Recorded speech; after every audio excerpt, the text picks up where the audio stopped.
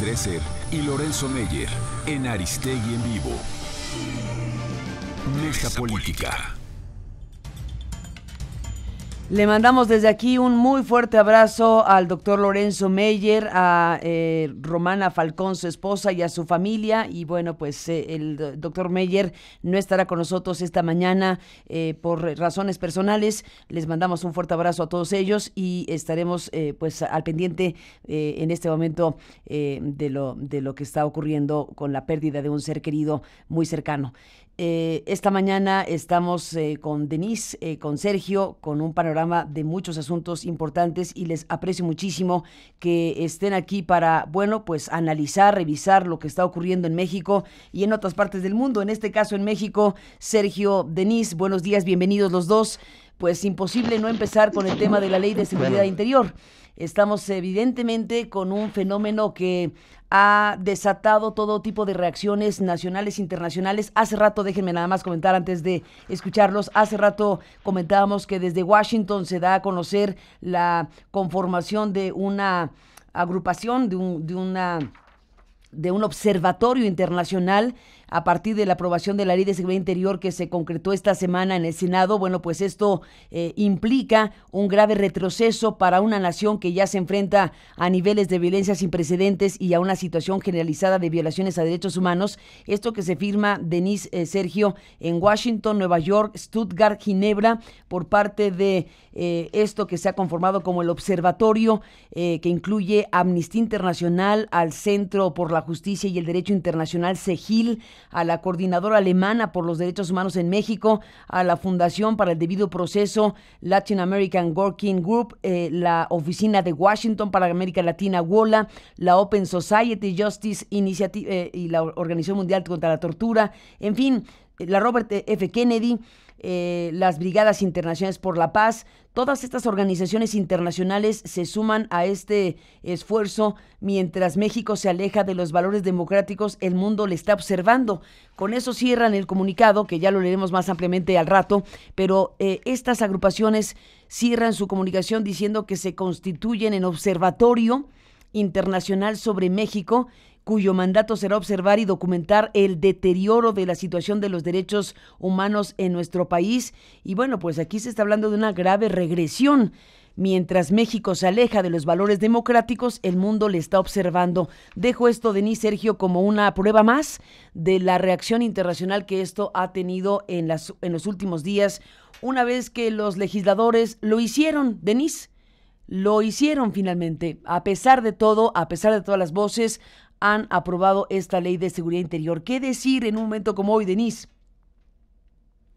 Pues pocos momentos tan tristes, tan difíciles como presenciar el jueves y el viernes de la semana pasada a casi la mayor parte de nuestra clase política cuadrándose, metafóricamente vestida de verde como en desfile militar, con los dedos en la frente diciendo sí, mi general.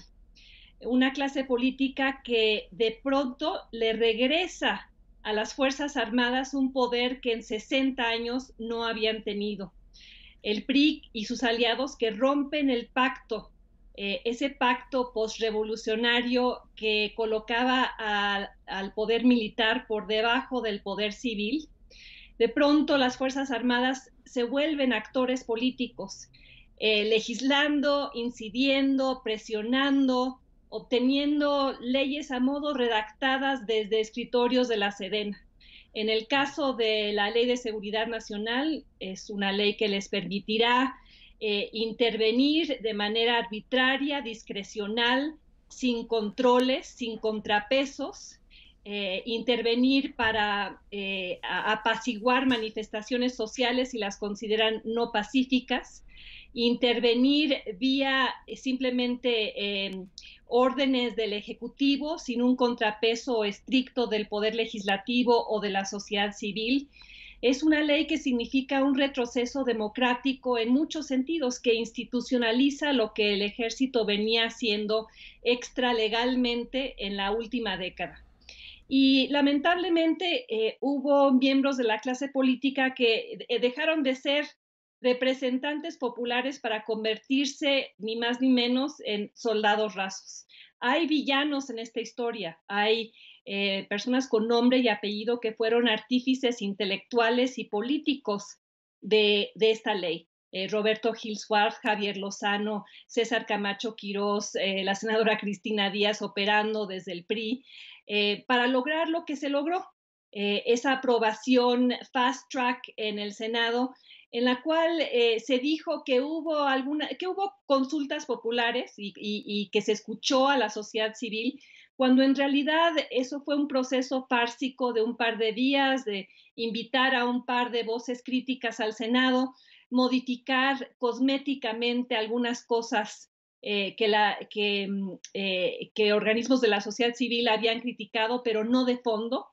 Y acabamos con esta legislación criticada, como tú lo mencionabas, por una amplia gama de organizaciones nacionales e internacionales, una crítica unánime sin precedentes, que incluye a la ONU, el Alto Comisionado, la Comisión Nacional de Derechos Humanos, Amnesty International, la coalición de alcaldes que ayer manifiestan su inconformidad con la ley.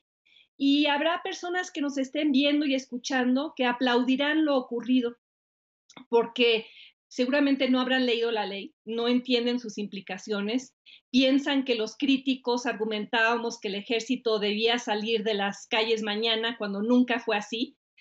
Los críticos no solo eran críticos, muchas de las mejores mentes de México llevan un año desde el colectivo Seguridad Sin Guerra proponiendo alternativas, entendiendo que era necesario normar la actuación de las Fuerzas Armadas, pero pidiendo, exigiendo una legislación mejor.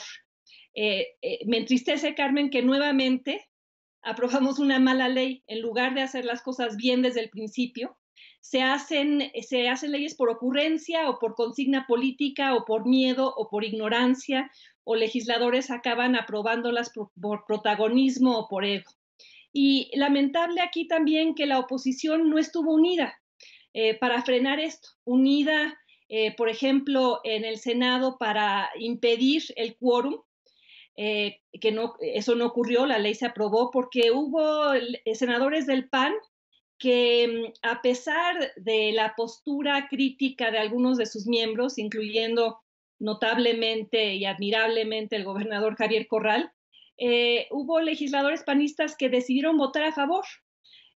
Hubo senadores diputados del PES, de Morena, que no votaron a favor, pero se quedaron en la Cámara de Diputados en lugar de impedir la formación del quórum.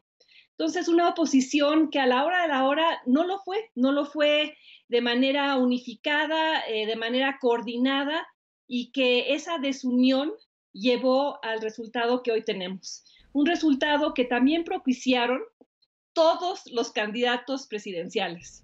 Como dijo Jorge Álvarez Maínez de Movimiento Ciudadano, ninguno de los candidatos presidenciales en este tema estuvo a la altura. Bueno, empezando por José Antonio Meade, que celebra la aprobación de la ley y dice que es un buen punto de partida. Yo quisiera que lo invitaras a que explicara un buen punto de partida para exactamente qué, para espiar, para que las Fuerzas Armadas puedan espiar, puedan reprimir, puedan actuar de manera arbitraria. Después, Andrés Manuel López Obrador, que no tiene una posición consistente en torno a la Ley de Seguridad Interior. El proyecto alternativo de Nación dice que hay que aprobar la Ley de Seguridad Interior y que el ejército se quedará en las calles. Y en la última semana ha salido a criticarla en una posición que ya no es consistente y que confunde a la opinión pública en términos de qué haría específicamente de llegar a la presidencia. Argumentó que de ocupar la silla presidencial, él no mandaría a las Fuerzas Armadas a reprimir al pueblo. En pocas palabras, que la ley no se aplicaría, pero eso no resuelve problemas prácticos, logísticos, de cuáles van a ser las tareas del ejército en tareas de seguridad nacional. Y Ricardo Anaya pues se fue de campaña y dijo que la ley no estaba bien, pero tampoco organizó formalmente a los senadores y a los diputados del Frente por México para que manifestaran una oposición unificada que podría haber saboteado la aprobación de la ley. Entonces acabamos en este escenario en el cual los retos para México van a ser muy significativos en términos de la instrumentación de una ley que contraviene tratados internacionales con respecto a derechos humanos, que contraviene muchas de las mejores prácticas a nivel internacional y que por eso ha propiciado tantos focos rojos, tantas señales de alerta, tanto en el país como en el extranjero. Y hay muchos que están pidiendo una acción de inconstitucionalidad que emprendida ya sea por una porción de los diputados o los senadores o la Comisión Nacional de Derechos Humanos, y ojalá que se emprenda una acción de inconstitucionalidad que llevaría a profundizar el debate sobre las implicaciones negativas de esta ley. El reto entonces sería obtener 8 de 11 votos en la Suprema Corte para declarar inconstitucional la Ley de Seguridad Interior, lo cual no me queda claro qué ocurriría. Y la segunda salida para tratar de componer lo que la clase política mexicana ha descompuesto sería un veto por parte de Enrique Peña Nieto. Hay un movimiento en Change, hay un movimiento en las redes sociales exigiendo a Enrique Peña Nieto que vete la ley en función del argumento. Bueno, él pidió consultas y pidió interlocución con la sociedad civil, interlocución que no se dio. Yo no creo que Enrique Peña Nieto la vete, porque es un presidente sin el poder político individual para hacerlo. Es un presidente en muchos sentidos doblegado ante las Fuerzas Armadas. Él propició la aprobación de esta ley y no creo que se retracte a pesar de la presión ciudadana, la presión internacional, que ha resaltado los riesgos de una ley que significa un retroceso significativo en términos democráticos y en términos del papel que cualquier ejército debe jugar en una democracia, Carmen. Pues ahí está, Denise, este tema que desde luego es prioritario. Sergio Aguayo, ¿qué decir? Pues, además de lo que Denise plantea, estamos frente a un asunto donde todo indica efectivamente que va a llegar a la Suprema Corte de Justicia, ya sea por la CNDH, ya sea por legisladores que logren una minoría que es suficiente para promover la acción de inconstitucionalidad, pero el tema va a ser que de aquí a que eso ocurra, el tiempo que pase, tendremos una ley vigente en este año electoral ya en curso, que es parte de lo que está desde luego a la mesa. Sí, Carmen, es por supuesto imposible anticipar las maneras como van a interactuar la Ley de Seguridad Interior con la campaña electoral. Ciertamente los candidatos difícilmente podrán evadirse de dar opiniones más elaboradas de lo que han hecho hasta ahora. José Antonio Meade simplemente dice es una ley, es un punto de partida, puede mejorarse, lo cual es evitar pronunciarse. Por supuesto, todo puede mejorarse o todo puede empeorar, depende de muchos factores. Independientemente de lo que pasa, me centro en lo que mencionaste sobre la coalición de 10 organismos no gubernamentales internacionales, algunos son de lo más importante que hay en el mundo, porque apuntan a un hecho que creo debemos registrar en el análisis. En los últimos años ha ido gestándose en México un fenómeno bien interesante de creación de coaliciones informales para atender problemas de la defensa de derechos muy concretos. Son coaliciones que se van gestando al calor de los acontecimientos y que han ido adquiriendo densidad e importancia. Menciono dos que son muy evidentes. La primera, en torno a la publicidad oficial, que si se recuerda, el 15 de noviembre, la Suprema Corte emitió un fallo en el cual amparaba artículo 19, quien había presentado una una petición de una queja, una demanda, con el apoyo de Fundar, y le da la razón y le exige, le ordena, no le exige, le ordena al Congreso de la Unión que tiene hasta el 30 de abril de 2018 para reglamentar la publicidad oficial, que como todos sabemos se ha prestado a sin número de abusos. Y lo mismo sucedió con la Ley de Seguridad Interna. Llama la atención la magnitud que ha tomado la coalición, mucho más importante en el caso de la Ley de Seguridad Interna, y me permitió hacer un análisis de las diferentes organizaciones y lo que representan, y en ambos casos y en otros, confluyen en estas coaliciones formales e informales 5 actores. Están, en primer lugar, organismos civiles y empresariales, nacionales e internacionales, porque el factor externo es uno ah, de las novedades en la defensa de la democracia, el Estado de Derecho y la justicia en México. Son constantes, están aquí todo el tiempo y, en mi opinión, tienen una función muy positiva.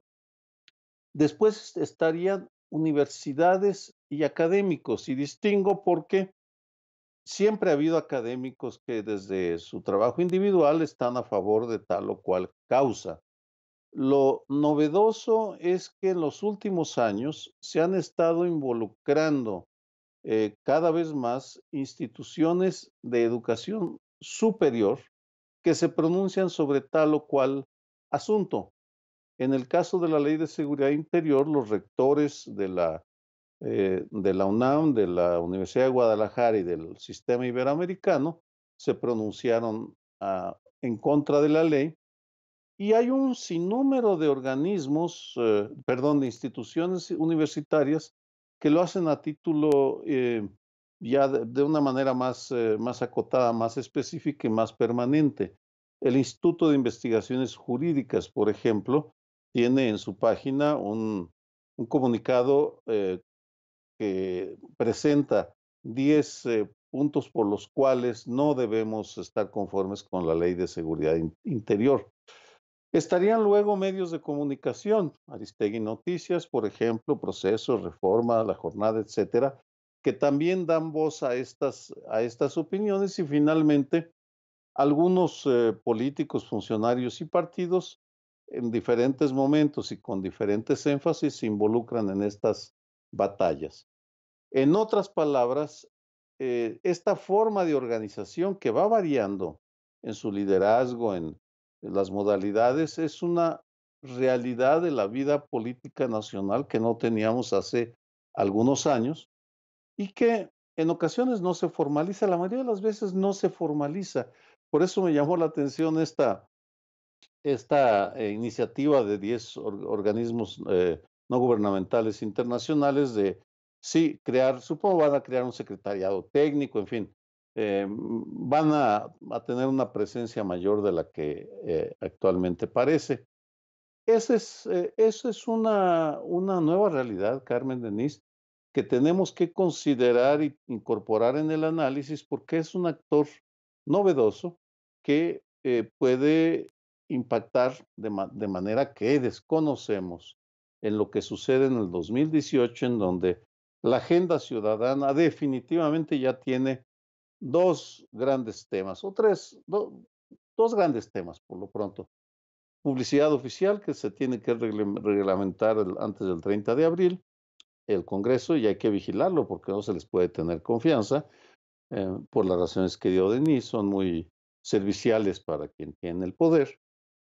Y en segundo lugar, la Ley de Seguridad Interior, que generará un debate y una discusión nacional e internacional como no tenemos idea, magnificada por la contienda electoral, en la cual me sumo al planteamiento hecho por Denise. Tenemos que exigirle a los candidatos, a todos, incluso a los candidatos independientes o lo que aspiran a hacerlo, a que den su opinión y se pronuncien, que se pongan a estudiar, vamos, que al menos lean lo que significa y que lean las críticas.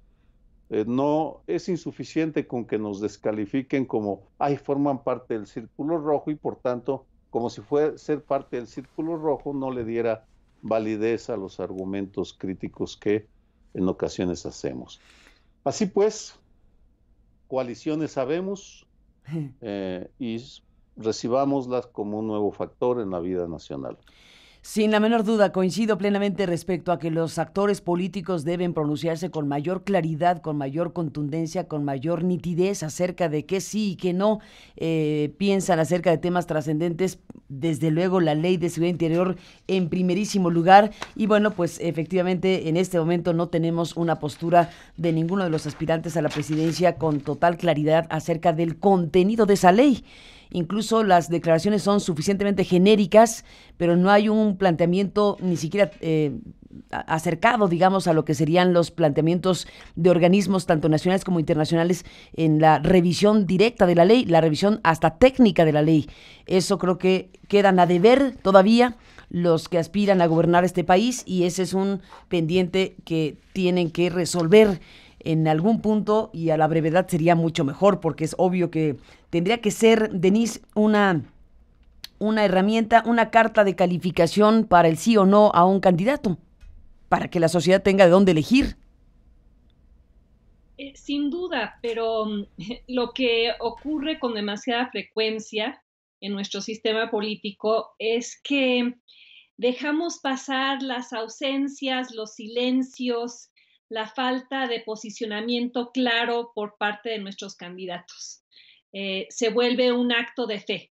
Hay personas que ya saben por quién van a votar independientemente de las lagunas en términos de política pública que existen en las posturas oficiales de los candidatos, o independientemente de las contradicciones, o independientemente de las evasiones en las que incurren muchos de ellos ante temas difíciles y espinosos como la Ley de Seguridad Interior. Te pongo el ejemplo del Partido Acción Nacional, constituido ahora en el Frente por México, un partido que dice ser parte de un frente opositor, pero que en el tema de la Ley de Seguridad Interior resulta ser una oposición tibia y selectiva. Inteligible en alguna medida por la presión personal que gobernadores del PAN recibieron del general Cienfuegos, quien le habló a algunos y dijo que si no apoyaban la Ley de Seguridad Interior, iba a retirar al ejército de sus estados. Lo cual subraya el creciente poder militar que tanto Calderón como Felipe Peña Nieto, un slip freudiano, pero no totalmente ilógico. Tanto Peña Nieto como Felipe Calderón han empoderado a las Fuerzas Armadas a un nivel que resulta preocupante, rompiendo, como lo dije, el pacto posrevolucionario que colocaba a las Fuerzas Armadas por debajo del mando civil. Y estamos padeciendo ahora las consecuencias con generales que intimidan, chantajean, manipulan, y candidatos presidenciales y legisladores demasiado temerosos y sin planes claros. ¿Qué deberían estar diciendo los candidatos presidenciales, todos en este momento? Que necesitamos una ley que sí regule a las Fuerzas Armadas y su actuación, pero que también nos regule de qué manera vamos a ir profesionalizando, fortaleciendo, financiando a nuestras policías para que haya una retirada paulatina del ejército de las calles, y que regrese el tema de seguridad a donde debe estar, en manos de civiles. Yo sé que eso causa escozor entre muchos de quienes nos escuchan, y que dirán, es que en estados como Tamaulipas, como Guerrero, como Morelos, algunos estados que se han convertido en tierra de nadie, la presencia del ejército ha sido fundamental porque hay un vacío de poder producido por la corrupción de las policías municipales o estatales. Sin embargo, creo que la ley debería contemplar, como lo han dicho sus críticos, incentivos para mejorar nuestras policías, porque sin policía no hay Estado de Derecho, y una normatividad clara que incluya cómo es que vamos a sacar al ejército de las calles y cuándo lo vamos a hacer. Esta ley no contiene ese tipo de ordenamientos, lo cual implica que el ejército se queda en las calles ad infinitum y retiramos de los gobernadores y de el gobierno federal cualquier responsabilidad de profesionalizar a las policías, como si mantener al ejército en las calles de manera permanente fuera una solución viable de largo plazo para el país. Los críticos de la Ley de Seguridad Interior han dicho que se necesita un nuevo paradigma de seguridad nacional que sea mucho más integral que esta ley, que al final del día lo único que busca es darle cobertura legal a muchos de los comportamientos extralegales del ejército. Creo que estos son los posicionamientos que los candidatos de oposición, que dicen serlo, deberían asumir y deberían estar en contacto con los miembros del colectivo Seguridad Sin Guerra, asesorándose con personas que llevan 10 años estudiando temas de seguridad, estudiando temas de profesionalización policial. En lugar de eso, como dijiste, vemos posicionamientos genéricos, lugares comunes, evasiones o posturas que no son viables, como la del observador diciendo, pues no mandaré al ejército a reprimir al pueblo, pero eso no resuelve el problema inherente de qué hacer con el ejército en las tareas que actualmente tiene y cómo vamos a normar su salida, con qué reglas, con qué timetable, con qué tiempos, y al mismo tiempo generar condiciones para tener una buena policía. Esta ley nos coloca en una situación donde si te roban el carro, le vas a hablar a un soldado. O sea, no podemos pensar en una seguridad integral para ciudadanos en el país sin policías funcionales. Y esta ley retira absolutamente cualquier incentivo para generarlas. Pues en este contexto están las precampañas electorales, estamos de la mano con la discusión sobre la Ley de Seguridad Interior que se ha aprobado por parte del Congreso de la Unión y por otro lado, bueno, pues estamos efectivamente viendo los movimientos en las campañas. Como decía Sergio hace un momento, coaliciones, habemos, ya están conformadas las coaliciones, ya sabemos con claridad quiénes son los tres personajes principales rumbo a la presidencia de la República: López Obrador, Anaya, Meade. Y bueno, ahí creo que vale la pena detenernos, Sergio, en lo que hemos visto en los últimos días, desde el muy controvertido, la muy controvertida alianza con Encuentro Social, con el PES, por parte de Morena, que ha generado muchas reacciones de diferente tipo, por un lado. Por otro lado, lo que fue, desde luego, la decisión judicial de dar prisión domiciliaria a Elvester Gordillo, la exlideresa sindical del CENTE, que, bueno, sabemos está en medio de este proceso, pero que la coincidencia en tiempo y circunstancia de esta aceptación finalmente del Poder Judicial de que tenga prisión domiciliaria, prácticamente al mismo tiempo que se anunciaba la alianza del PANAL, el partido fundado por Elvester Gordillo, con el PRI de José Antonio Meade. Así que tenemos una semana también bastante densa en términos de las cosas que están ocurriendo y de cómo se están perfilando estas coaliciones, porque al final eso es lo que va a haber: 3 bloques de coalición rumbo al 2018. Carmen, el pragmatismo es el rasgo que distingue la actitud de los partidos políticos. Por ahora, los programas, las diferenciaciones en temas de fondo están haciendo hacia un lado en esta etapa, supongo que ya saldrán en 2018, pero lo que llama la atención es ese pragmatismo llevado al extremo. El caso del PRI realmente no sorprende porque tanto el Verde como el PANAL pues son formaciones muy cercanas en cultura, métodos, usos y costumbres al Partido Revolucionario Institucional más tradicional, así que ahí está bien. Sí sorprende las otras dos coaliciones, la de PAN, PRD, Movimiento Ciudadano, porque pues son un indicio de que los dos grandes partidos opositores, el de derecha y el de la izquierda, hablo históricamente, pues reconocen su fracaso, su incapacidad en más de un sentido y tienen que aliarse para tener una opción de ser competitivos. Por supuesto que ese pragmatismo extremo les está pasando ya facturas de diferente tipo porque pues el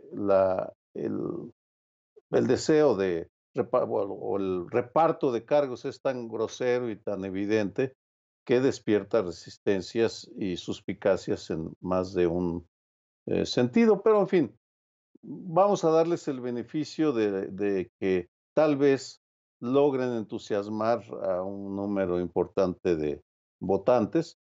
En lo personal me parece que difícilmente lo harán, pero esa es otra historia. Y finalmente, el caso de la alianza entre Morena, el PT y el Partido Encuentro Social. No voy a abundar demasiado en lo que ya se ha dicho sobre la enorme contradicción en la que está incurriendo Andrés Manuel, sino vamos a suponer que gana, que Morena se alza con la victoria el próximo año y que Andrés Manuel finalmente entendió que no puede, que no podía seguir repitiendo el error de no aceptar el respaldo del Bester Gordillo en el 2006, por ejemplo, sino que ahora pues va a agarrar a todas aquellas fuerzas que tengan o clientelas o recurso o idealmente ambas cosas.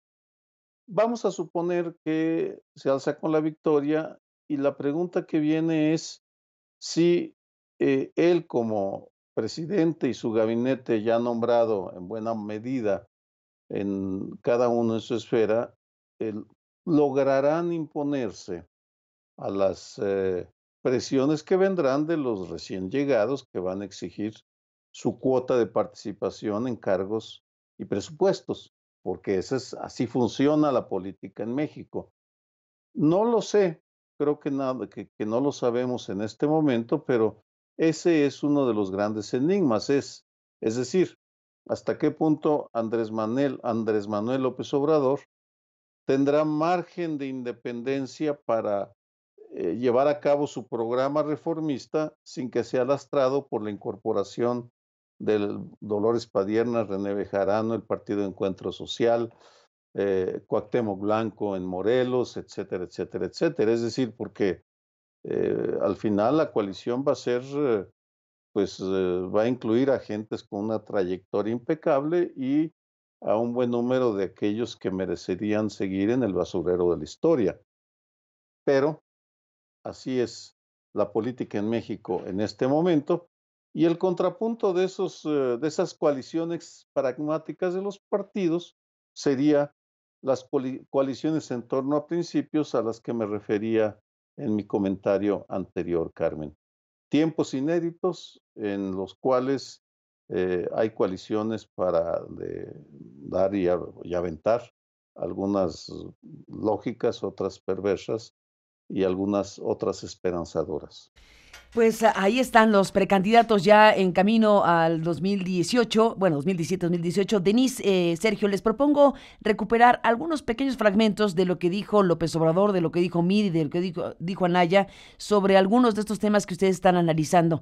Dejamos aquí cuando Andrés Manuel López Obrador se registró precisamente como precandidato del Partido Encuentro Social, lo cual parecía insólito, bueno, es una estampa insólita en cierto sentido, este registro como precandidato del Partido Encuentro Social a la presidencia. Ahí defendió la coalición entre Morena y este partido y rechazó que sea una alianza con la ultraderecha. Esto fue lo que dijo López Obrador en este registro. Yo creo que quienes han llevado a cabo esa política de saqueo, de pillaje, que ha empobrecido al pueblo, que ha llevado a esta grave crisis de inseguridad y de violencia en nuestro país, por su enfermiza ambición al dinero, son los de ultraderecha. No es ultraderecha el Partido Encuentro Social con el que nos aliamos. Esto dijo López Obrador. ¿Qué dijo Mid sobre el tema de la Ley de Seguridad Interior. Bueno, pues llevó una gira de trabajo por Campeche, ahí se refirió a la Ley de Seguridad Interior, también habló, por cierto, de la falta de cumplimiento de la promesa de bajar los precios a los energéticos. Esto también es importante decirlo porque al exsecretario de Hacienda se le pregunta ¿y qué pasó con la gasolina y los precios? Esto dijo Mid ayer. En el tema de seguridad interior, el que tengamos un marco normativo que nos dé tiempo, modo y circunstancia de participación es la mejor garantía para el ciudadano y para la Fuerza Armada. El hecho de tener ya una pieza legislativa no quiere decir que no podamos enriquecerla, pero es un buen punto de partida el que empecemos ya a discutir no binariamente, sino cuáles son las modalidades de participación, y eso abonará en que el ciudadano tenga certeza y la Fuerza Armada también. Y como todos ustedes saben bien, y Campeche fue testigo, los precios del petróleo no se fijan aquí, sino que responden a circunstancias internacionales. En el caso de Anaya, Sergio Denis, Ricardo Anaya, precandidato a la Alianza por México al frente, tuvo actividades en la Ciudad de México. Ahí rechazó las versiones de que la coalición PAN-PRD, Movimiento Ciudadano, se esté fracturando en varios estados de la República Mexicana. Aseguró que la coalición avanza en 29 de las 32 entidades federativas. El frente está fuerte y está consolidado. Compárenlo con cualquier otra coalición. Por ejemplo, la coalición del Verde y Nueva Alianza solamente va en 16 estados. El frente ya está consolidado en 29 y no están descartadas las otras 3 entidades federativas. Seguimos dialogando. Es una alianza amplísima que hoy ya está firme en 29 de 32 entidades federativas. Por lo tanto, el frente está firme, fuerte y listo para ganar. Pues ahí están algunas perlas. Sergio, antes de que te vayas, un comentario final. Ay, pues mira, ¿qué te puedo decir ante la retórica de campaña? Vamos, Andrés Manuel podrá decir lo que quiera, pero bueno, Morena se alió un partido de ultraderecha.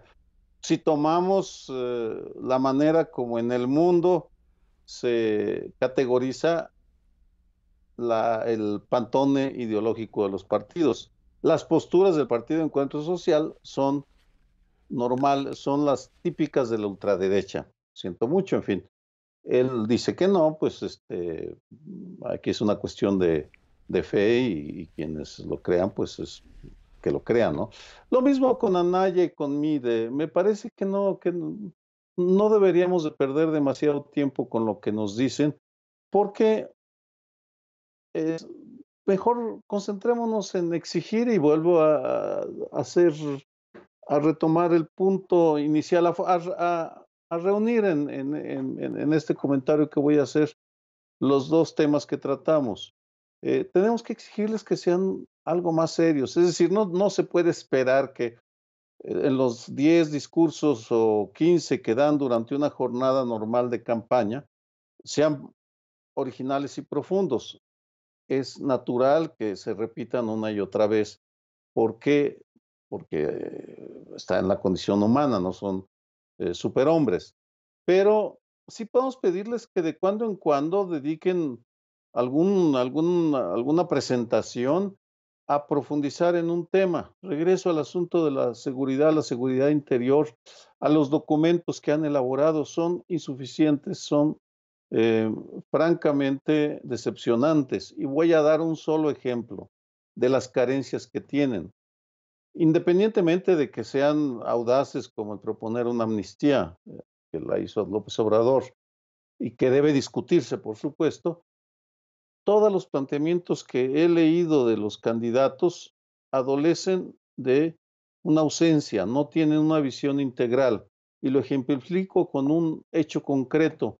Ninguno se refiere al papel que juega Estados Unidos, y resulta risible y absurdo suponer que van a enfrentar la inseguridad sin atender la contribución que hace Estados Unidos a la violencia en México. El caso más evidente, más concreto, más obvio es el del contrabando de armas.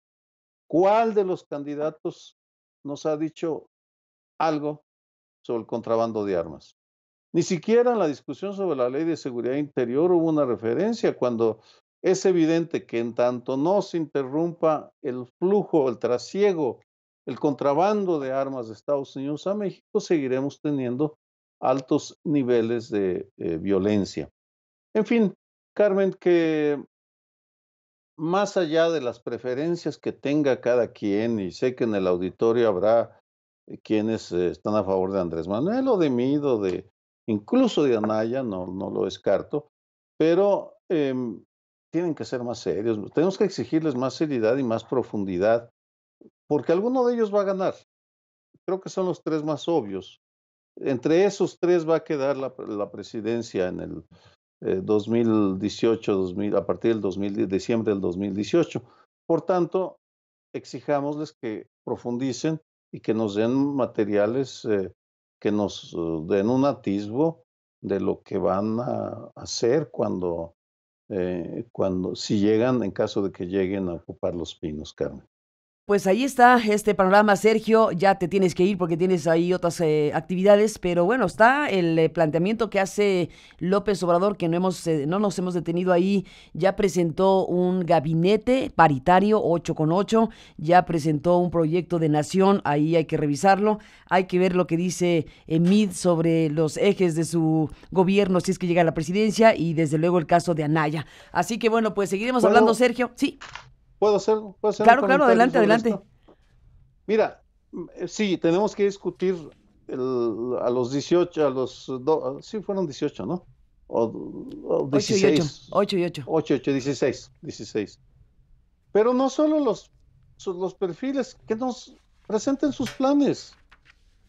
Estamos en muy buen tiempo, a un año, para que lleguen a ocupar el cargo, suponiendo que las urnas favorezcan a Andrés Manuel López Obrador y la compra de votos no sea demasiado excesiva.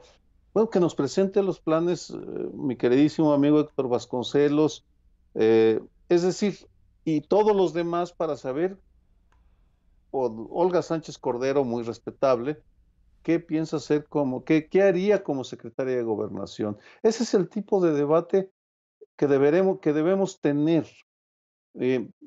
Independientemente de con quién se aliaron, que pues ya espero que ya dejen de intentar justificarse de una manera tan pobre, pero eso no es lo importante.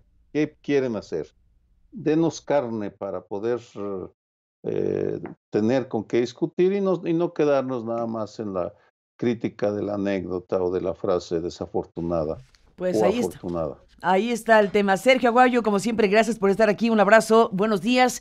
Estaremos reanudando esta mesa con ustedes el próximo año. Tomarán estos días de descanso. Un abrazo, feliz Navidad, feliz Año Nuevo. Un abrazo, feliz Navidad. Igualmente, Sergio, feliz Navidad, feliz Año Nuevo, y estaremos en contacto el próximo enero 2018. Buenos días. Buenos días. Bueno, pues Denise, tenemos varios asuntos aquí que quedan abiertos. Me quedé ahí con el tema de la presentación del gabinete. ¿Qué te pareció el gabinete propuesto por López Obrador? Un perfil de personajes conocidos. En el caso de la ministra Sánchez Cordero, pues qué sorpresa en términos de una actividad que es esencialmente política. ¿Cómo viste la presentación de este posible gabinete 2018? Pues un gabinete mixto, con personas con trayectorias profesionales buenas, pero que uno se cuestiona si sabrán lo que tienen y deben y pueden hacer en los puestos en los que estarán. Olga Sánchez Cordero fue una ministra de la Suprema Corte con algunas posiciones muy progresistas, muy aplaudibles, y otras no tanto, como en el caso de Lidia Cacho. Uno se pregunta qué tanto sabe y está entrenada para lidiar con problemas y retos de gobernabilidad. Creo que el nombramiento más comentado fue el del posible secretario de Hacienda, Carlos Ursúa, por la preocupación que existe entre muchos inversionistas nacionales e internacionales sobre el protopopulismo de Andrés Manuel López Obrador y si sería irresponsable en temas del manejo de las finanzas públicas. Carlos Ursúa es un economista, por decirlo de alguna manera, de izquierda, progresista, una persona seria que fue, me parece, secretario de Finanzas en la Ciudad de México cuando Andrés Manuel López Obrador fue jefe de gobierno, y Ursula es visto como una persona seria. Creo que se mandó un mensaje de responsabilidad en términos del manejo macroeconómico, lo cual seguramente calmó los temores de muchos en este ámbito. Aplausos en términos de algunas de las mujeres, la posible secretaria de Economía, y aplausos en torno a la paridad de género. También serias preguntas, yo haría una, en torno a, por ejemplo, el nombramiento de Irma Eréndira Sandoval al frente de la Secretaría de la Función Pública, porque si algo hemos insistido es en la independencia y autonomía política de instituciones que deben impulsar la justicia, hacer investigaciones, ser imparciales, ser independientes. Y aquí se estaría nombrando a alguien que es una cuata de Andrés Manuel López Obrador, esposa de John Ackerman. Entonces, creo que hay más allá del nombramiento y los perfiles personales específicos, creo que a Morena y a Andrés Manuel López Obrador les hace falta entender el imperativo de remodelar instituciones para que sean contrapesos eficaces. No basta con nombrar buenas personas, hay que crear instituciones desde las cuales puedan hacer bien su trabajo. Y es una cuestión de perfiles, pero también de reglas institucionales. Y quedan pendientes, en términos de los posicionamientos de Morena a futuro, qué hacer con el Sistema Nacional Anticorrupción, qué hacer para crear una fiscalía que sirva, qué hacer para tener fiscales autónomos y no nada más fiscales que criticamos al PRI porque los fiscales eran cuates, y lo último que querríamos ver es la cuatitud reproducida en Morena, donde no se subraya la importancia del rediseño institucional. Pero quisiera regresar rápidamente al tema, Carmen, de lo que dijeron los tres candidatos, porque creo que es importante resaltar lo que están diciendo y los cuestionamientos que habría que hacerles. Yo creo que después de que Andrés Manuel López Obrador anuncia la alianza con el PES, ya no puede vanagloriarse de la superioridad moral. Durante muchos años él dijo, no somos oportunistas vulgares, no estamos en esto solo para ganar, somos distintos, somos diferentes. Pues la alianza con el PES demuestra que no es así, es el pragmatismo puro. Y no es solo por los recursos que el PES le provea, creo que mucho tiene que ver con los spots que el PES le da a la alianza, spots que se usarán para la campaña presidencial. Esa alianza se vuelve idéntica a la alianza PAN-PRD, donde se unen partidos con divergencias ideológicas significativas para ganar. Entonces, lo que fue tan criticable en su momento para López Obrador es lo mismo que acaba de hacer, lo cual entonces le resta legitimidad para lanzar granadas en contra del frente cuando acaba de mimetizar la misma decisión pragmática a ultranza. Y habría que preguntarle al observador qué entiende por ultraderecha, porque dice que el PES no lo es. Pero habría que recordar que ese partido es el que estuvo detrás del Frente por la Familia, ese frente que el año pasado organizó marchas multimillonarias y multitudinarias contra la comunidad LGBT, contra el derecho a decidir, contra la diversidad. Y el observador dice que su movimiento es moral y que él protegerá a las minorías y que no habrá implicaciones en términos de política pública. Pues, ¿qué le ofrece, qué le dio al PES a cambio de unirse? No le prometió absolutamente nada. Creo que en términos de definiciones de política pública a futuro, esto debería preocupar mucho a los aliados progresistas del observador. Y me dio gusto ver a algunos amigos, colegas de esa izquierda progresista decir a partir de la alianza que ellos ya no van, porque eso constituyó un importante jalón de orejas al observador y ojalá escuche lo que desde el progresismo se le reclama. Con respecto a Naya, cuando dice que el frente está consolidado, pues, ¿cuál consolidación? Si vimos las enormes divisiones dentro del PAN en términos de la Ley de Seguridad Interior, el PAN y el PRD no fueron frente en la Ley de Seguridad Interior.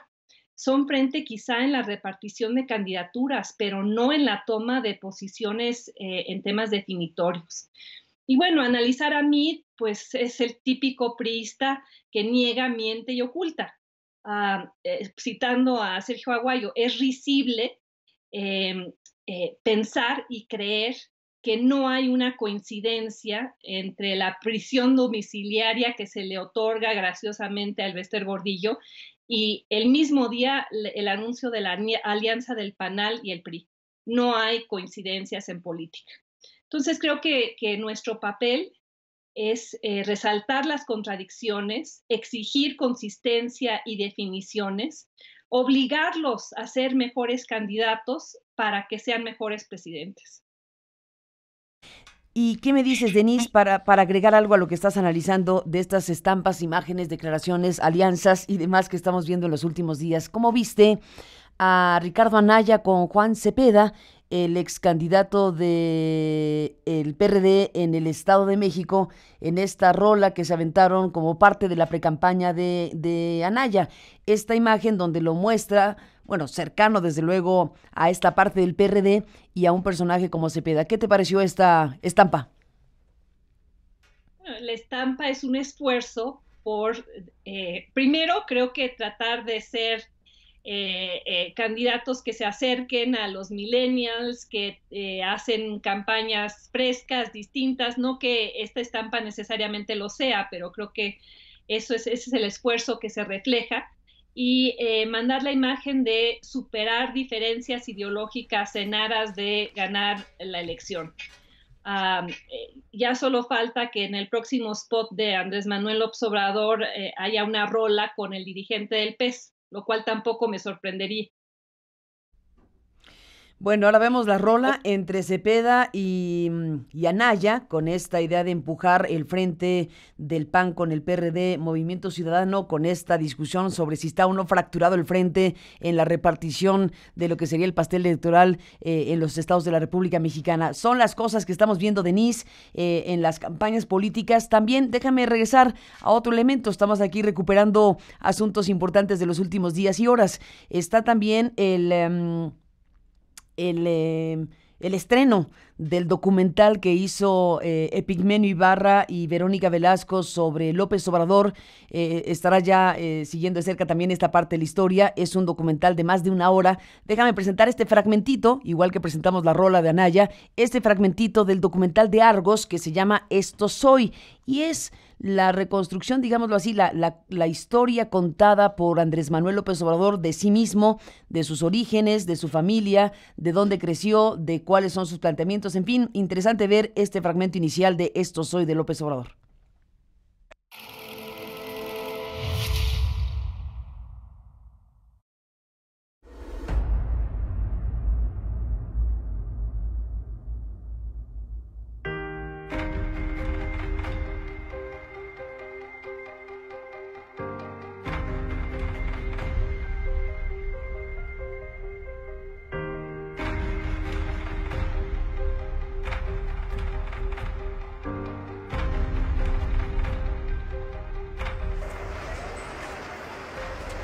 Palacio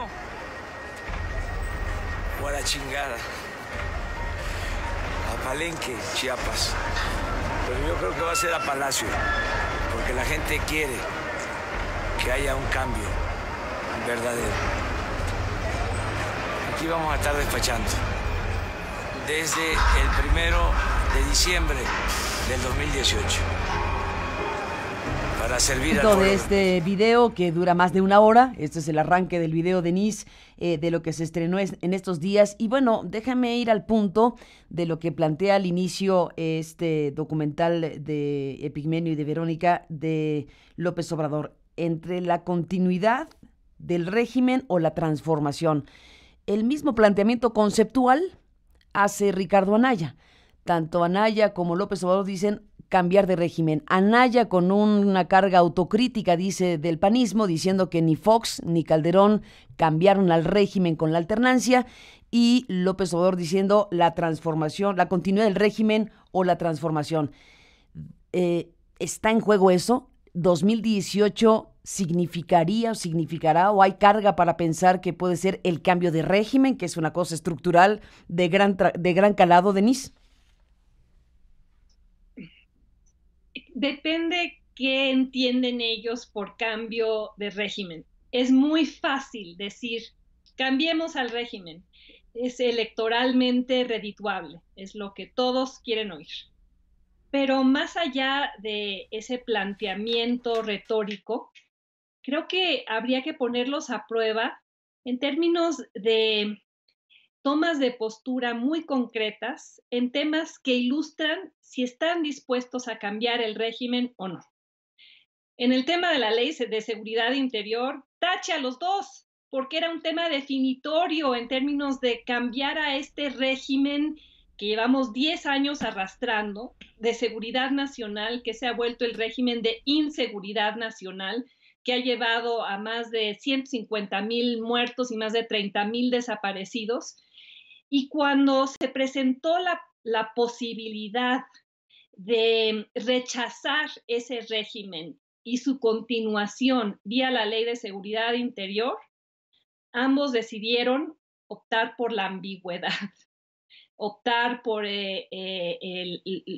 los silencios y la evasión, en lugar de plantarse firmemente en oposición al régimen. Y creo que las grandes interrogantes en términos a si realmente van a romper o transformar tienen que ver con esos temas que la sociedad civil lleva impulsando los últimos años. Tienen que ver con la independencia de los fiscales, con la transformación de la PGR en una Fiscalía General, tienen que ver con el apoyo a lo que está en la Suprema Corte para normar la publicidad a la que tienen acceso los presidentes y los partidos. Tiene que ver con impulsar la reducción en el financiamiento público a los partidos, con toda una serie de temas que definen si estás a favor o en contra del régimen. Y ahí es donde me gustaría ver tomas de postura muy claras y muy firmes de todos los candidatos que dicen que van a oponerse al régimen. Esas son las pruebas de fuego para ambos.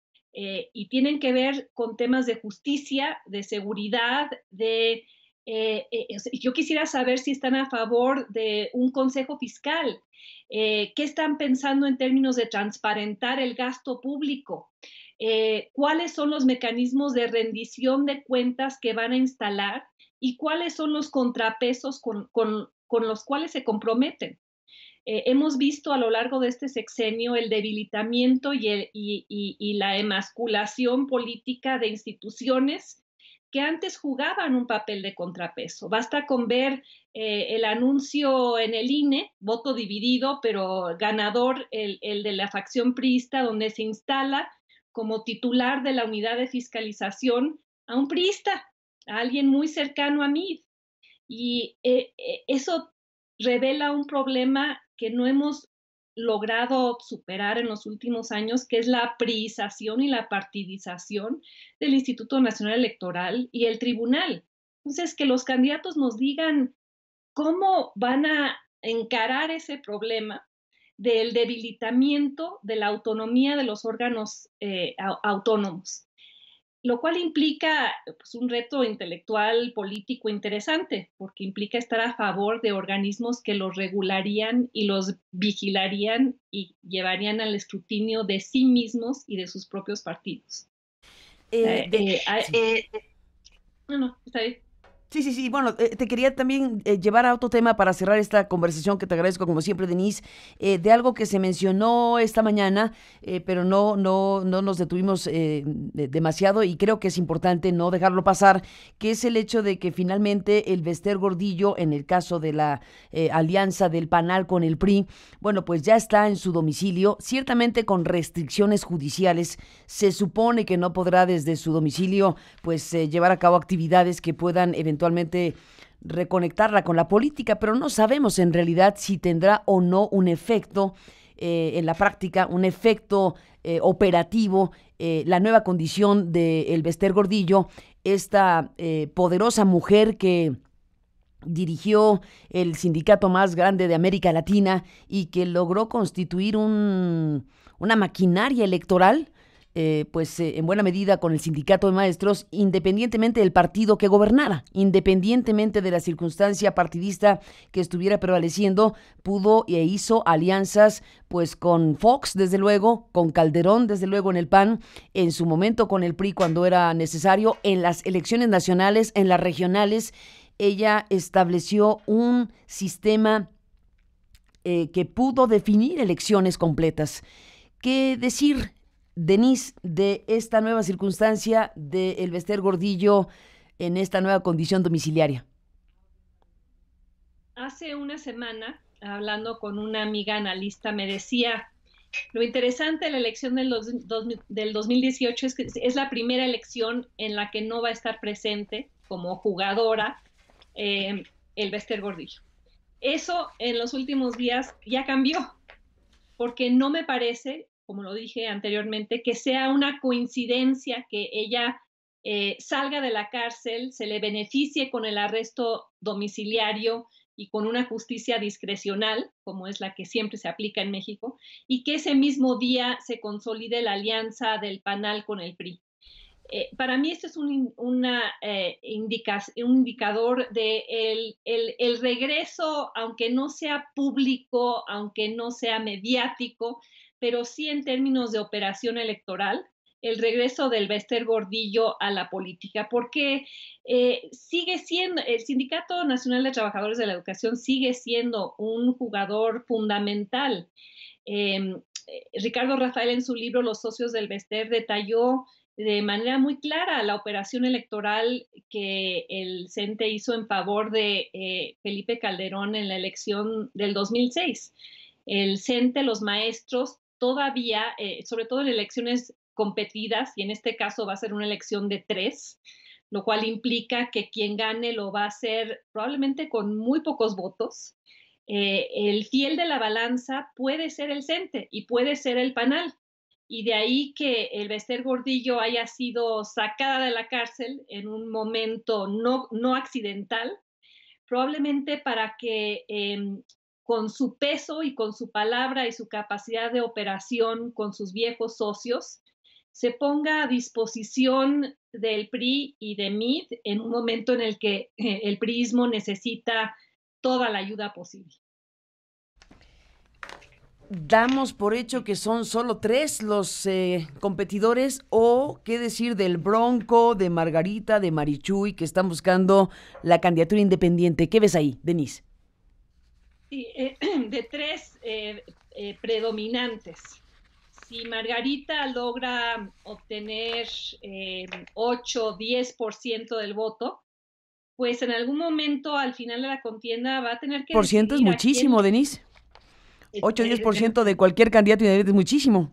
Margarita, el Bronco, claro, o quien fuera. Y lo digo en el mejor de los escenarios, para cualquiera de ellos.